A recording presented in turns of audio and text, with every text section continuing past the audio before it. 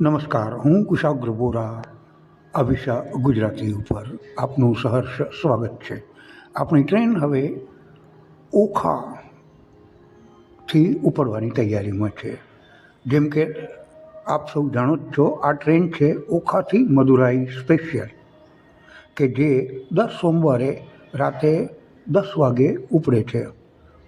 વર્ષમાં 2 કે 3 વાર આ સ્પેશિયલ તરીકે ઉપડતી હોય છે ઓખાથી. હવે આપણું આવતું સ્ટેશન છે દ્વારકા. તો ચાલો આપણે મળીશું દ્વારકા.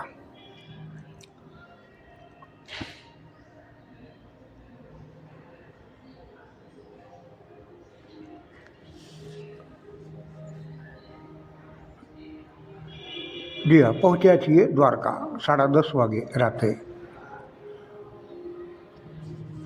જેમ તમે જાણો છો, આપણો ડબ્બો આખો ખાલી જ હતો, પણ દ્વારકાથી ચાલો જોઈએ કેટલા લોકો ચડે છે. અત્યારે તો ખાલી છે. જુઓ, બધું આ બારણું ખુલ્યું અને પ્રવાસીઓ ચડ્યા. દ્વારકા લોકો અહીં તીર્થયાત્રા કરવા આવતા હોય છે, એટલે જ અહીંથી પ્રવાસીઓ આવી શકે. ચાલો હવે રસ્તો ખુલ્લો થયો, આપણે નીચે જઈને થોડા આમ તેમ ચાલીએ. આ છે દ્વારકાનું પ્લેટફોર્મ. જોઈ લો, સુમસામ પડ્યું છે. બસ 2-4 જણા હજી પણ ચડવાની કોશિશમાં છે.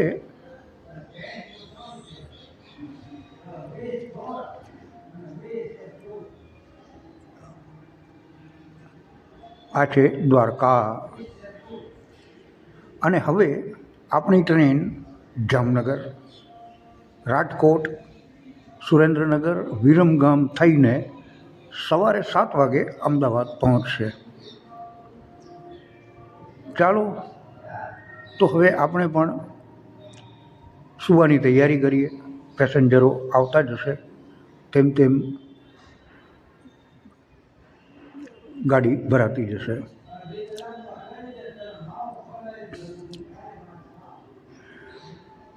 ગુડ મોર્નિંગ, સુવર્ણ પ્રભાત. જુઓ, આપણે પહોંચ્યા અમદાવાદ. કેમ ખબર પડે? હવે રોજ ના હોઈએ એટલે ખબર તો પડી જ જાય ને કે આ ભાઈ આ અમદાવાદ છે. અને આ જ્યાં થાંભલા દેખાઈ રહ્યા છે ઓવરબ્રિજ જેવું, એ બુલેટ ટ્રેનની ટ્રેક.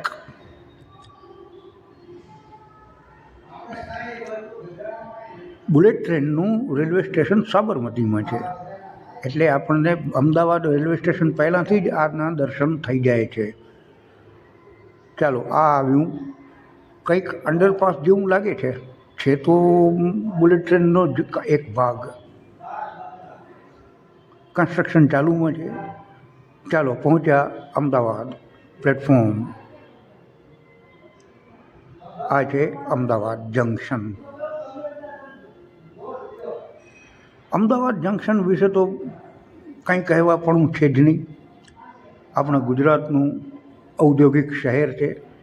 અહીંથી નજીકમાં જ ગાંધીનગર, કે જે રાજધાની છે ગુજરાતની, અને બંનેની વચ્ચે એક ગિફ્ટ સિટી પણ છે, કે જે ભવિષ્યનું આપણું ભારતનું સ્વપ્ન છે ફાઇનાન્સ ટેકનોલોજી અંગેનું. જોકે એ વિશે વાત ફરીથી ક્યારેક. ચાલો અત્યારે તો ચાય પીવાની કંઈક સગવડ કરીએ. હા, સામે કોઈ દુકાન આ દેખાય છે. આ ફાયદો છે સ્લીપર ક્લાસમાં, કે જ્યારે એની સામે કોઈ સ્ટોલ આવી જાય. જો આપણે જનરલમાં યાત્રા કરતા હોઈએ તો આવા સ્ટોલ નથી દેખાતા. એકદમ પાછળ આપણો ડબ્બો આવતો હોય છે. ચાલો પૂછીએ, ભાઈ ચાય છે? હા છે. ચાલ લાવ. ચાલો, એક ચાય લઈ લીધી અને હવે આપણે ઉપડવાની તૈયારીમાં. અત્યારે વાગી રહ્યા છે 7:23. ચાલો તો ટ્રેન ઉપડશે. આપણો ટ્રેનનો ઉપડવાનો સમય હતો 7:15, લગભગ 8 મિનિટ મોડી છે. પણ એટલું તો હવે ચાલે. અમદાવાદમાં સ્ટાફ બદલાતો હોય એટલે એટલી 2-4 મિનિટની મોડું તો સહજ રીતે થઈ જ જાય.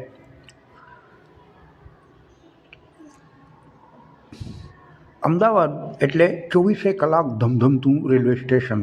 દર તમામ પ્લેટફોર્મ ઉપરથી ટ્રેનો ઉપરથી જ હોય છે. જુઓ 7:23.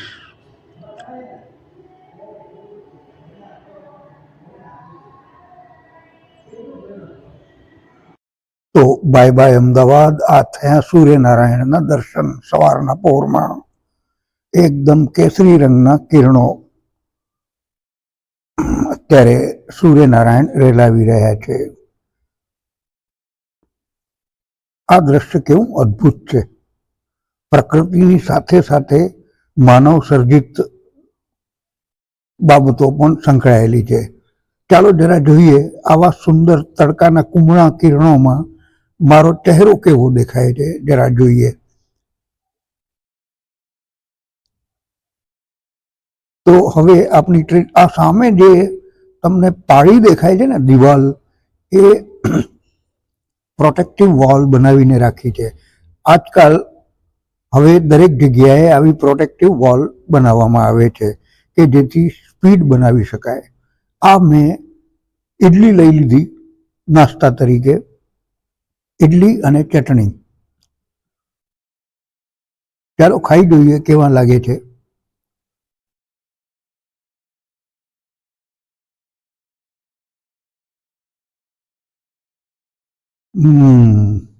ઇડલી એકદમ પોચી પોચી નરમ નરમ છે અને ગરમ પણ છે.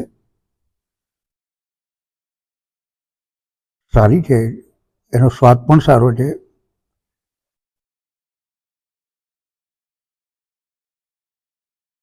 ચાલો પહોંચ્યા આણંદ. આણંદ એટલે દૂધની નગરી.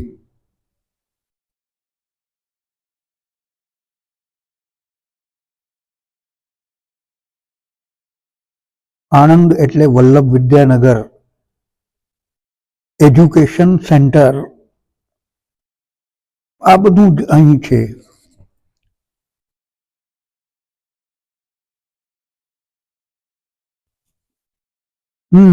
પહોંચ્યા વડોદરા. વડોદરા જંકશન. ગાડી અત્યારે સમયસર ચાલી રહી છે. થોડોક ફેર જરૂર છે, પણ એટલો બધો ખાસ નોટેબલ ફેર હજી નથી. વડોદરાથી એક passenger train, unreserved passenger train Kota માટે ચાલે છે, જે ઠેઠ સવારે 7:30 વાગે ઉપડીને સાંજે કોટા પહોંચે છે. 12 કલાક લગાડે છે. જોકે ડિસ્ટન્સ પણ એટલું જ છે વડોદરાથી. ચાલો કોઈ ટ્રેન દેખાઈ રહી છે, ખાલી ખાલી લાગે છે, કઈ છે ખબર નથી, પણ આપણી ટ્રેન વડોદરાથી નીકળી ચૂકી. અને હવે પછી આ ટ્રેન ભરૂચ અને ત્યારબાદ ઉધના ખાતે ઊભી રહેશે.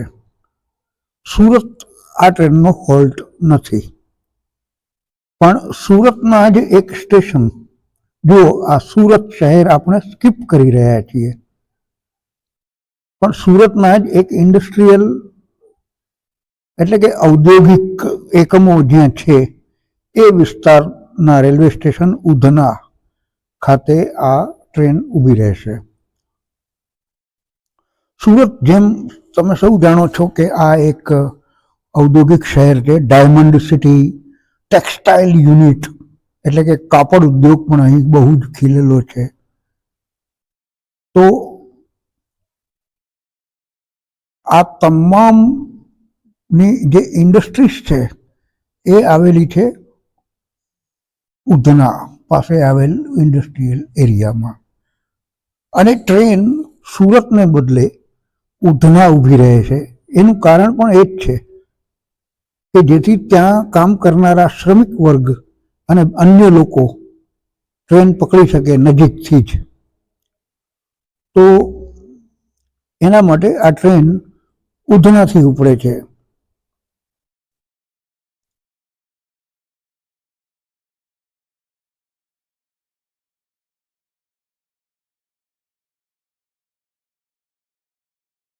જુઓ, આ છે સુરત શહેર. સુરત અને ઉધના વચ્ચે આપણે પસાર થઈ રહ્યા છીએ.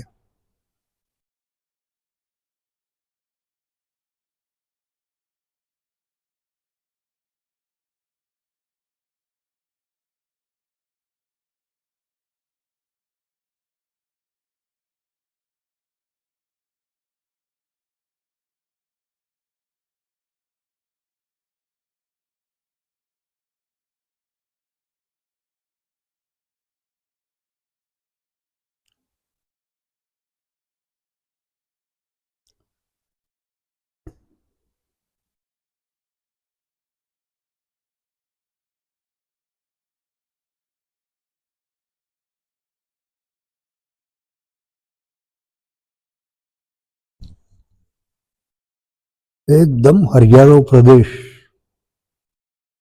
આવા પ્રદેશને જોઈને મન પ્રફુલ્લિત થઈ જ જાય. જોકે સાથે હાઈ રાઇઝ બિલ્ડિંગ્સ પણ છે. અને એ તો સુરત જેવા શહેરમાં કંઈ બહુ મોટી વાત ન કહેવાય.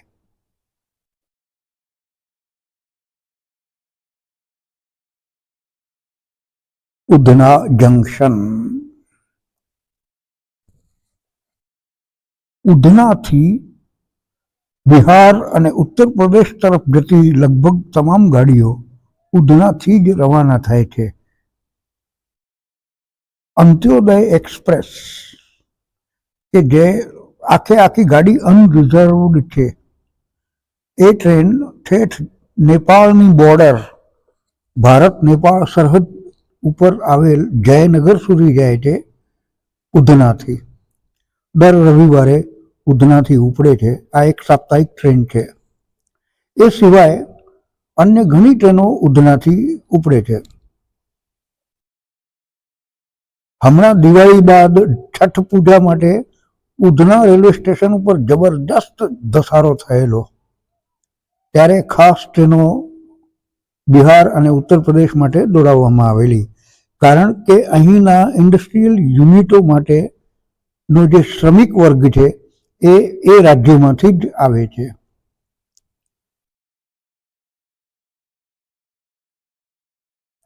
આવી જ હાલત ગાંધીધામની છે.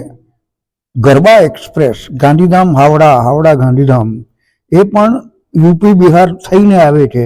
એટલે એ ટ્રેનના ડબ્બાઓમાં પણ તમને એ શ્રમિક વર્ગ વધુ જોવા મળે. ગાંધીધામના પણ ઇન્ડસ્ટ્રીયલ એરિયા છે.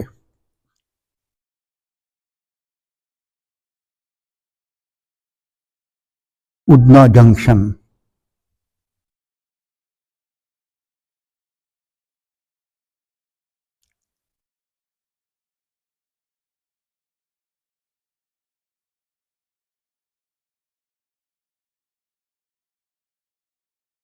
ચાલો હવે ઉપડવાની તૈયારી છે. જોઈએ ક્યાં સુધી જાય છે.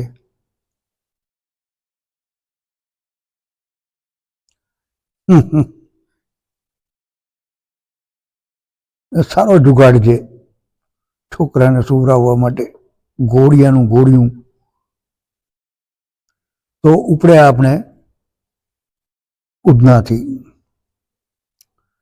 અને હવે આપણી ટ્રેન ઊભી રહેશે ઓફિશિયલી નંદુરબાર.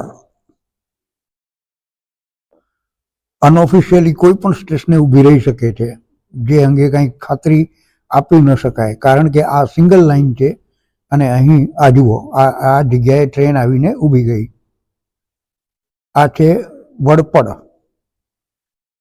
અહીં કોઈ ટ્રેનનું ક્રોસિંગ થવાનું હોય એમ લાગે છે, અને તેથી જ ટ્રેન વડપડ આવીને ઊભી ગઈ.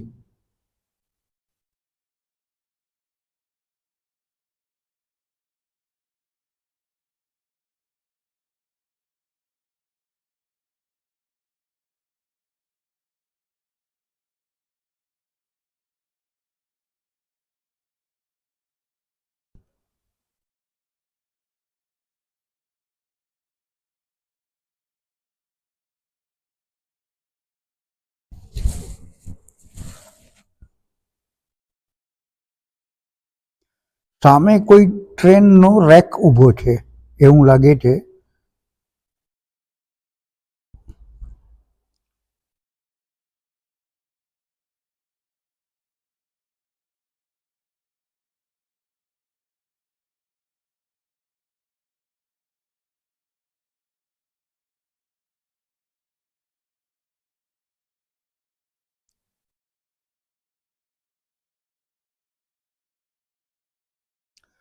ચાલો અહીંથી એક વડાપાવ લીધું. આને નંદુરબારી વડાપાવ કહેવાય.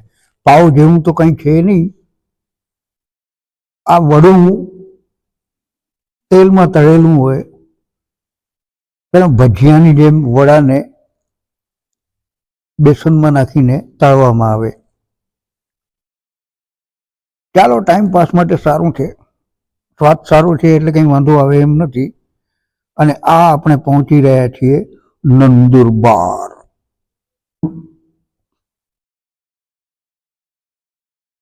જુઓ, નંદુરબારમાં આ વડાપાવ બનાવવા વાળા આ જુઓ, આ જે જગ્યાએ વડાપાવ બને છે, અત્યારે મેં જે ખાધું એ અહીં બને છે. નંદુરબાર એટલે મહારાષ્ટ્ર અને ગુજરાતની બોર્ડર ઉપર આવેલું ગામ, ગામની પણ જિલ્લો. અહીં પાણી પણ મીઠું છે, કંઈ ખરાબ નથી. નળમાંથી મેં પાણી પી જોયું. તો આ આદિવાસી વિસ્તાર છે અને આ નંદુરબાર તાપી અને નર્મદા એ બંનેની વચ્ચે આવેલો વિસ્તાર છે. જોકે મહારાષ્ટ્રમાં એની ગણતરી થાય છે, પણ ગુજરાતની પણ એના ઉપર ઘણી અસર જોવા મળે છે. અહીંના આદિવાસી નૃત્યો બહુ લોકપ્રિય છે. નંદુરબાર અમુક દાયકા પહેલાં અહીંથી કોઈ ટ્રેન પસાર થાય એટલે લોકો બારીઓ બંધ કરીને રાખી દેતા. નંદુરબારનો વિસ્તાર બહુ ખતરનાક ગણાતો, પણ હવે એવું નથી રહ્યું. આજે અસંખ્ય ટ્રેનો અહીંથી પસાર થાય છે અને લોકોની પણ અવર જવર થતી જ હોય છે.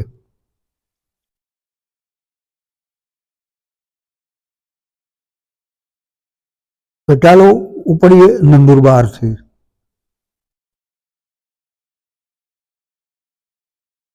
નંદુરબાર પછી આપણી ટ્રેન અમલનેર ખાતે એક હોલ્ટ છે અને ત્યારબાદ સીધી જલગાંવ. ચાલો જોઈએ ટ્રેન ક્યાં ઊભી રહે છે. આ આપણે ઉપડ્યા નંદુરબારથી.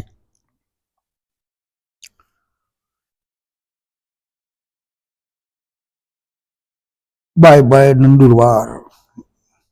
આમ જોવા જઈએ તો ખાસ પેસેન્જરો દેખાતા નથી. આ બબ્બે ચાર લોકો તો હવે સામાન્ય છે, દેખાયા કરે.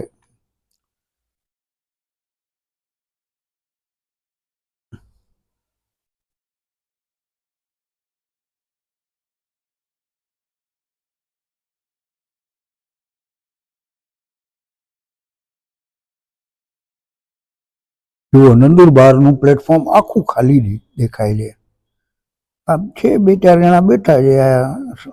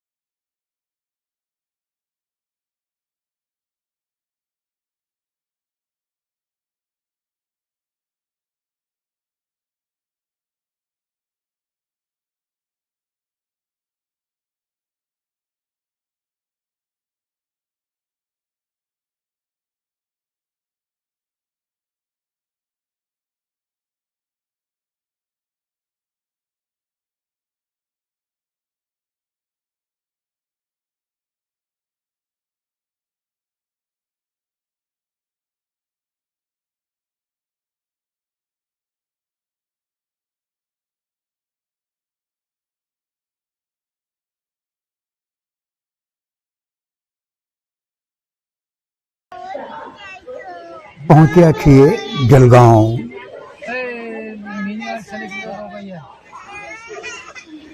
હજી તો સાંજના 6 થયા છે અને જુઓ લાઈટો ચાલુ થઈ ગઈ છે, અંધારું ઉતરી ચૂક્યું છે. આ છે જલગાંવનું રેલવે સ્ટેશન. જળગાંવ એટલે એક અગત્યનું રેલવે સ્ટેશન છે.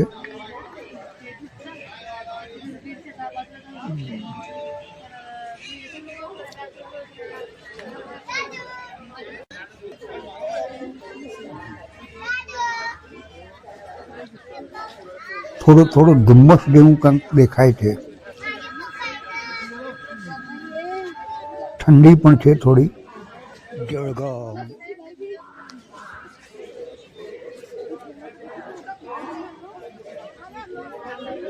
પણ અહીં કોઈ નજીકમાં કોઈ ફૂડ સ્ટોલ નથી દેખાતો કે નથી કોઈ વેન્ડર ફેરીઓ દેખાતો કે કંઈ ખરીદીને ખાઈ શકીએ. આ ભાઈ કંઈક લાવ્યા. પાણીની બાટલી જેવું કંઈક લાવ્યા છે. હા હા. હવે આપણે જલગાંવ આ જુઓ જલગાંવ अब यहाँ 6:15 बजे और मोटू स्टेशन होवा छતાં मैं एक वस्तु काफी बड़ा नोंधी लंबा चौड़ा કે સુમસામ જેવું લાગે છે. બિલ્ડિંગ વગેરે અહીં ભીડ જેવું કેમ નથી દેખાતું? નહીંતર અત્યારે તો સાંજના સમયે તો ટ્રેનોની આવાજાહી વધુ ને વધુ જ હોય.